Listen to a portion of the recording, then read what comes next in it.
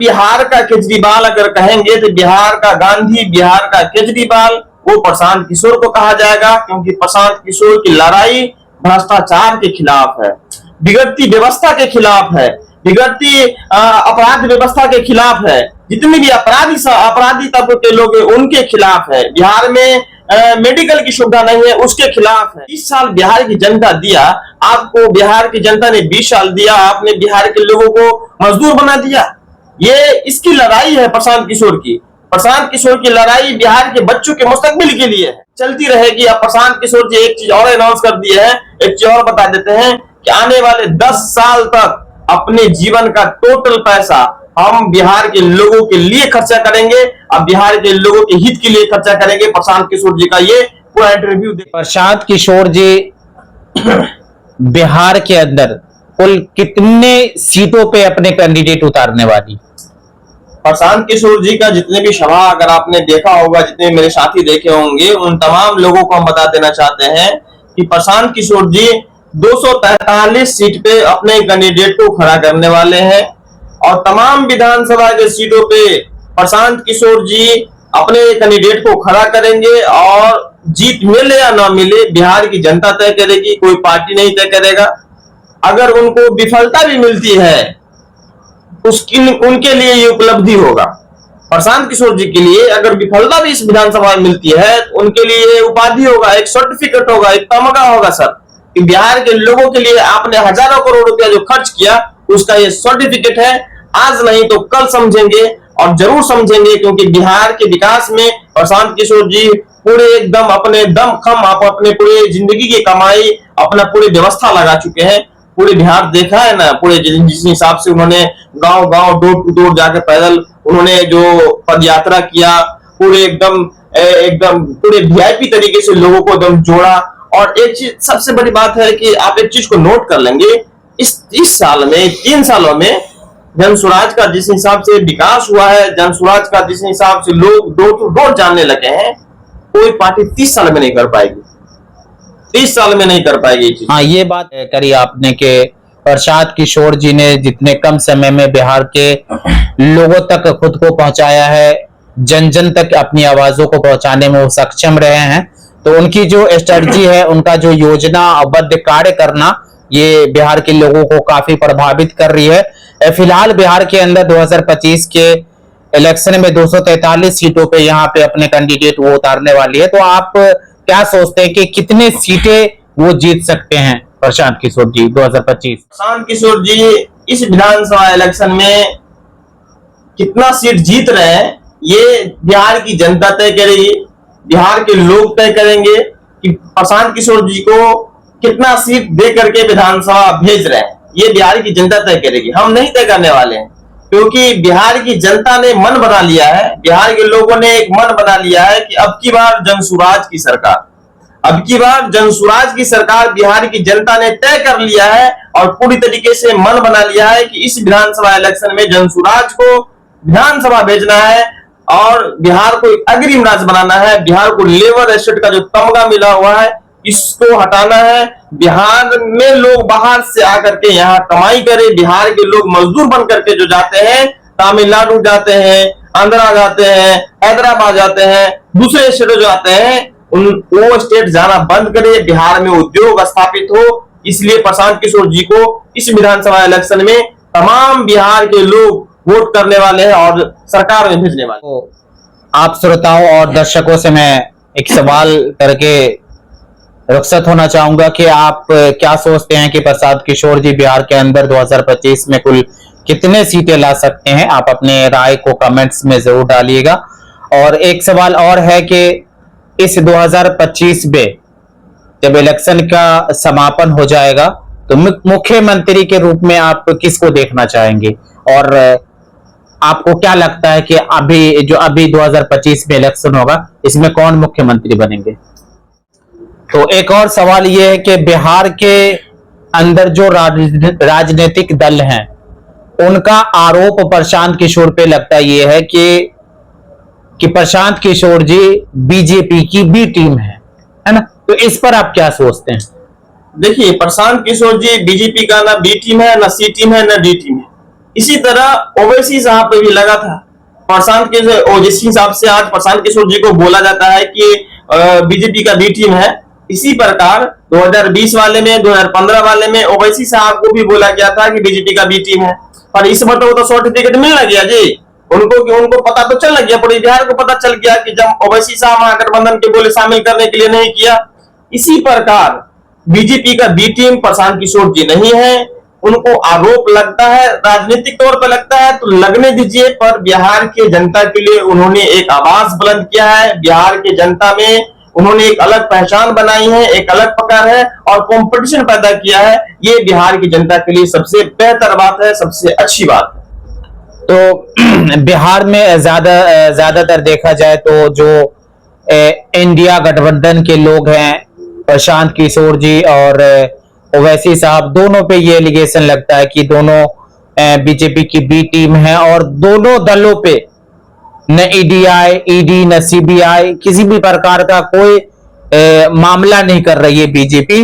और इसको लेकर एक वीडियो भी कुछ वायरल हो रही है, इस तरीके की कुछ बातचीत भी कर रहे हैं। तो इस पर आप क्या सोचते हैं?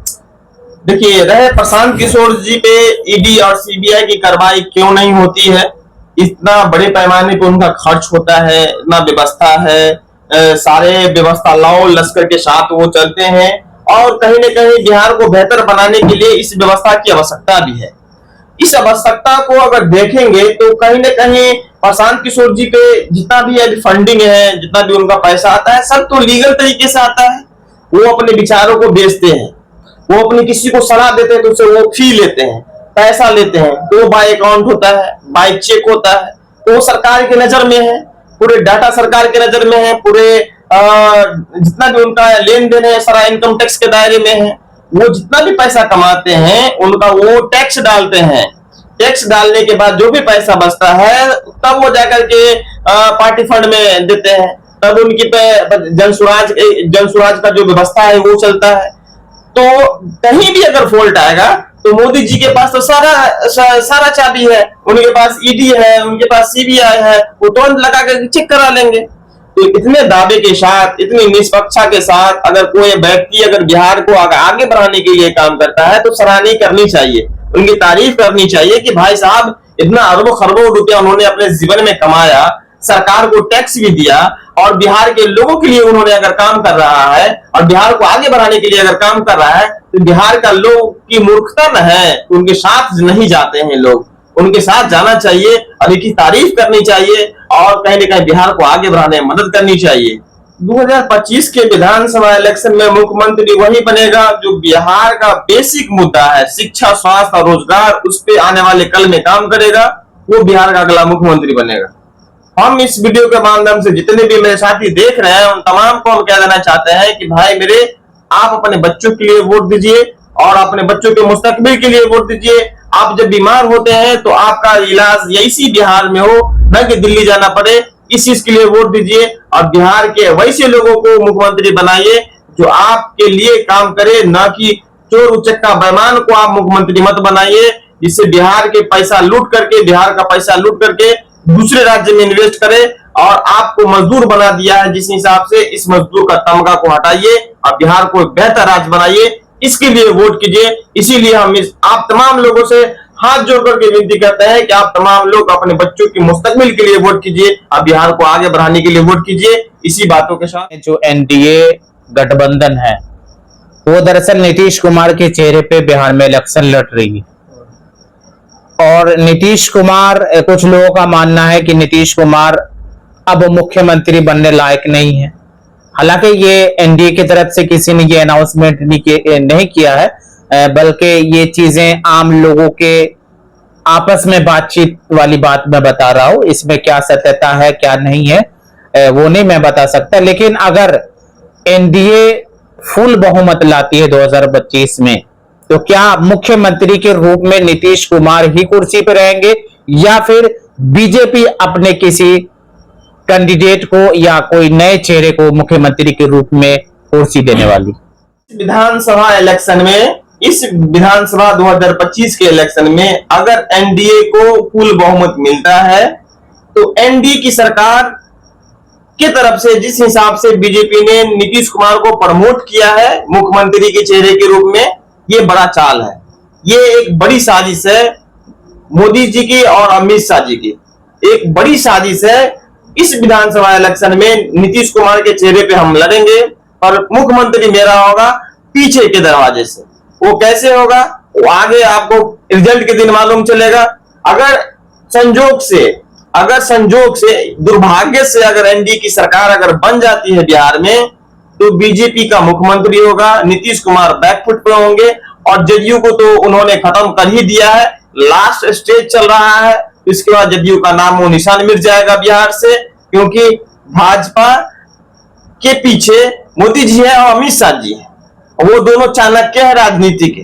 तो कहीं ना कहीं नीतीश कुमार जी को इस बात का भनक जैसे मिलेगा वैसे वो फिर एनडीए को छोड़ेंगे, फिर भागेंगे दूसरे दल की ओर, क्योंकि दल बदल में तो उन्होंने पीएचडी कर रखा है, तो वो अपने लिए देखेंगे सोचेंगे। मगर कहीं ना कहीं नीतीश कुमार जी का एक बड़ा हानि है, बड़ा नुकसान है। उनका चेहरा पर वोट लेने वाले हैं, पर उनको मुख्यमंत्री बनने नहीं जा रहा है 2025 के इलेक्शन में। एक सवाल और बनता है कि नीतीश कुमार ने अभी हालिया में बिहार के लोगों के लिए काफी पैसे खर्च कर रहे हैं, और अभी फिलहाल में अगर देखा जाए तो यहाँ पे जो वृद्धा पेंशन थी उसको वृद्धि कर दिया गया, और साथ ही साथ अभी जीविका के द्वारा प्रत्येक महिलाओं को 10-10 हजार रुपए की प्रोत्साहन राशि दी जा रही है, ताकि वो कोई बिजनेस कर सके या घर परिवार में रह के कोई ऐसा काम कर सके। तो क्या ये जो 10,000 का लालच है लोगों को अपनी तरफ एग्रेसिव अपनी तरफ खींचने के लिए नीतीश कुमार ने एक नया ताश का पत्ता फेंका है, इसको आप किस तरीके से देखते हैं, या फिर ये वाकई जनता हित में बहुत ही बेहतर और सुंदर काम है? देखिए, आप सब लोग नोट कीजिए इस बात को। हम जो बात बोलते हैं तथ्य के साथ बोलते हैं, तर्क के साथ बोलते हैं। आप इस चीज को नोट कीजिए, 123 विधानसभा के सीट ऐसे हैं जहां पे मेजोरिटी में महिला मतदाता का दबदबा है। महिला जिस पक्ष में जाएगी 123 विधानसभा सीट उनके पक्ष में चला जाएगा। तो ये डाटा नीतीश कुमार को पहले से मालूम है, इसीलिए जीविका के माध्यम से और दिगर संस्थाओं के माध्यम से बिहार के महिलाओं के खाता में जिस हिसाब से 10,000 रुपए की राशि भेजी जा रही है और महिलाओं को अपने पक्ष में करने का एक प्रयास किया जा रहा है कि आने वाला 10 दिन के बाद इलेक्शन है, 1 महीने के बाद इलेक्शन है, तो उसी तौर पे आप अगर देखेंगे कि बिहार में तो मजदूरी है, बिहार के युवा तो बिहार में रहते नहीं है, बिहार के लोग तो मर्द जितने भी हैं, बिहार के मर्द जितने भी हैं तो बाहर में रहते हैं, घर में तो महिला और बच्चे नहीं रहती है जी। तो कहीं ना कहीं महिलाओं को अपने पक्ष में करने के लिए नीतीश कुमार की सरकार का एक बेहतर चाल है, जिससे आप महिला उनके पक्ष में वोट करें। और हम आपको एक चीज और बताया है, 123 ऐसे विधानसभा के सीट है बिहार में जहां पे महिला निर्णायक भूमिका निभाती है। महिला जिस पक्ष में जाएगी उस पक्ष का जीत हो जाएगा, क्योंकि महिला मतदाता बिहार में बहुत ज्यादा है और महिलाओं को अपने पक्ष में करने का एक बड़ी साजिश है नीतीश कुमार और एनडीए की सरकार के द्वारा। चाल में पूरे बिहार की जो महिलाएं हैं, बिहार के जो लोग हैं, क्या पूरी तरीके से फंसने वाले हैं, और इससे 10,000 के लालच में फिर से एक बार नीतीश कुमार को अपना फुल बहुमत के साथ सरकार में लाने का पूरा प्रयास करेगी? देखिए, बिहार की जनता को तय करनी पड़ेगी कि जिस हिसाब से आपके बच्चे 20 साल से जो मजदूरी कर रहे हैं, तो उस मजदूरी से निकलना है। 10,000 रुपए तो आपके बच्चे अच्छे पोस्ट पर जाएंगे तो कमा ही लेंगे, पर 10,000 को नहीं देखना है, क्योंकि 10,000 को देखते हुए आपका पैसा है, आप उस चीज को रखिए, पर आप अपने बच्चों के मुस्तकबिल के लिए वोट दीजिए, बिहार के विकास के लिए वोट दीजिए, तब जाके आपका घर परिवार और आपके शौहर, आपके बेटा जो बाहर जाते हैं कमाने के लिए, इसी यहाँ बिहार में रोजगार मिलेगा और आप बेहतर तरीके से जीवन यापन कर सकते हैं। केजरीवाल है, दिल्ली में उन्होंने बेहतर काम किया स्कूल पे, इसको कोई झुटला नहीं सकता सर।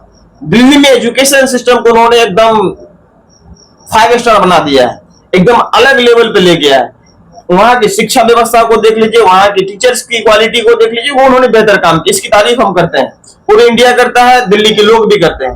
शांत किशोर जी बिहार के भविष्य के लिए बहुत अच्छा काम कर रहे हैं, ये बहुत अच्छी बात है, क्योंकि जब चोर चोर मौसेरा भाई नहीं बनेगा, चोर चोर एक दूसरे का विरोधी बनेगा, तब जाकर के बिहार की जनता का भला होगा, और बिहार की जनता तब जाकर के बिहार के लोगों का विकास होगा। सर, ये प्रशांत किशोर जी का बहुत धन्यवाद व्यक्त करते हैं कि आपने बिहार के राजनीतिक दलों को आपने जो है एकदम कंपटीशन पर खड़ा कर दिया है, और जितने भी गमन करके जितने भी राजनीतिक दल अभी मंत्री परिषद के जो रखे हुए हैं उन तमाम लोगों का खैर नहीं है। आप एक प्रशांत किशोर जी का इंटरव्यू देख लीजिएगा उठा करके, सबके बारे में एक प्रेस कॉन्फ्रेंस कर करके चिट्ठा खोलने वाले हैं। इससे बिहार की जनता का बेनिफिट होगा। बिहार के अंदर शराबबंदी को लेकर क्या सोचते हैं? क्या वाकई शराबबंदी बिहार में नीतीश कुमार ने जो किया था, और इसमें जो महिलाएं थी वो खास तौर पे नीतीश कुमार को काफी सपोर्ट कर रही थी शराबबंदी को लेकर, क्योंकि उनकी घर की जो व्यवस्थाएं थी वो बिगड़ रही थी,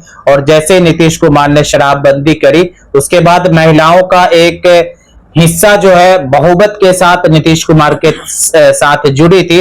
लेकिन आप क्या मानते हैं कि बिहार के अंदर शराबबंदी वाकई है, या फिर शराब के मामले में और माफियाओं का जन्म रही है? देखिए, बिहार में शराबबंदी कहाँ है सर? बिहार में शराबबंदी के नाम पे इस तरह का एक झोल चल रहा है। बिहार में शराबबंदी के नाम पे एक बड़ा सबसे बड़ा गेम चल रहा है, एक साजिश चल रही है। एक सबसे बड़ा दुर्भाग्य की बात है, बिहार में के नए युवा पीढ़ी को नीतीश कुमार की सरकार ने शराबबंदी करके बर्बाद कर दिया है। ये बिहार के लोगों की सच्चाई है, और बिहार का ये एकदम 200% सच्चाई है कि बिहार के लोग सरकार में समझिए कि शराबबंदी तो है ही नहीं। शराबबंदी के नाम पे एक कागज पे शराबबंदी है, जमीन पे कोई शराबबंदी नहीं है। अगर आप चाहेंगे, आपको अगर शराब चाहिए, आप देखेंगे कि समाज में किस हिसाब से शराब के व्यापारी किस हिसाब से घूमते हैं, और आपको होम डिलीवरी होता है। ये तो बिहार के सरकार के मंत्रियों को भी मालूम है, नीतीश कुमार जी को भी मालूम है कि बिहार में किस हिसाब से शराब की डिलीवरी होती है। तो पहले दुकान में मिलता था, अब होम डिलीवरी होता है। फर्क इतना ही है, और नीतीश कुमार अपने नए जनरेशन को बर्बाद कर दिया है। तो कहीं ना कहीं छोटा सा सवाल है कि प्रशांत किशोर जी को बिहार में राजनीतिक दल के रूप में आप किस प्रकार से देखते हैं? तो राजनीतिक दल में जिस हिसाब से दुकानदार में कंपटीशन होता है ना, उसी प्रकार इस मर्तबा जो है ना प्रशांत किशोर जी राजनीतिक दलों में कंपटीशन पैदा कर दिए। जितना चुनाव नेता सब बिहार में 20 सालों से गमन करके रखा है, सबका तो फटाका फूट रहा है। बिहार हाइड्रोजन बम खुलने वाला है।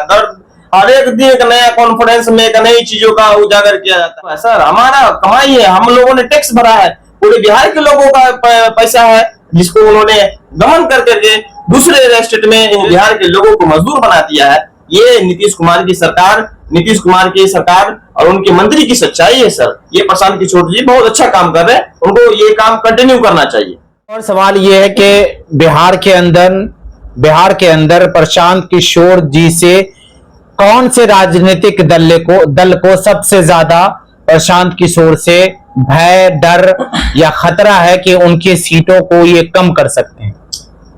ये पार्टी बेस पे मत देखिए इसको पार्टी बेस पे सर आप अगर देखेंगे तो किसी एक पार्टी को आपको प्रॉफिट दिखेगा। उनका तो मूल काम है कि बिहार के लोगों को पलायन से रोकना। जो 40-50 करोड़ लोग जो बाहर जाते हैं कमाने के लिए, सर हर एक परिवार से 1-2 लोग जा रहा है बाहर कमाने के लिए, रोजी रोजगार के लिए, तो उसको पार्टी बेस पे मत देखिए। अगर पार्टी बेस पर अगर आप देखेंगे तो कहीं ना कहीं आपको दिखेगा कि भाई आरजेडी को फायदा दिखा रहा है तो इंडिया गठबंधन को दिखा रहा है तो एनडीए को दिखा रहा है। बिहार के लोगों के हित में देखिए कि बिहार के लोगों के हित में वो कितना काम कर रहे हैं, कितना बोल रहे हैं। जो बिहार के लोगों का पैसा उन्होंने जो गमन करके रखा है मंत्री सब, अशोक चौधरी का उजागर किया ना जी, अभी 100 करोड़ 200 करोड़ का उजागर किया ना, कितना की संपत्ति 2 साल में 200 करोड़ का जो संपत्ति उन्होंने अर्जित किया है।